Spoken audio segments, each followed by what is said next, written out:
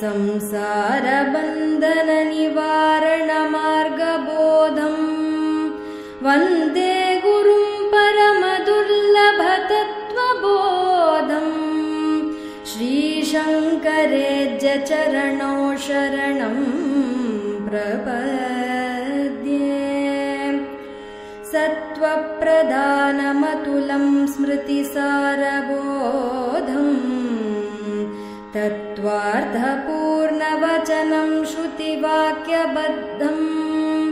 वन्दे गुरुं मदतमोपहदिव्यवक्त्रम् श्रीशङ्करेज्य चरणौ शरणं प्रपद्ये शर्वावतारमनघं यतिवर्यरूपम् वेदान्तसारनिपुणं परमीज्यवर्यम्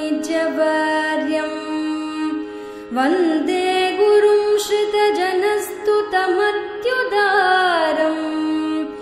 श्रीशङ्करेज्य चरणौ शरणं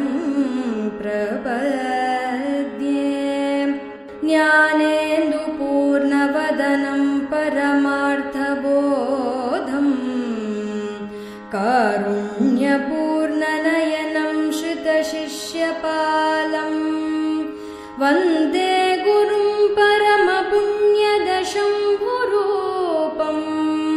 श्रीशङ्करेज्य चरणौ शरणं प्रपद्ये अद्वैततत्त्वनिपुणं गहनार्थबोधम् शिष्योपदेशनिरतं मतिदं वरेण्यम् वन्दे गुरुं तिमिरनाशकविश्ववन्द्यम् श्रीशङ्करेज्य चरणौ शरणं प्रपद्ये श्रीशङ्करेज्य चरणौ शरणं प्रपद्ये जगद्गुरुस्तुतिं भक्त्या समर्पयामि मद्गुरो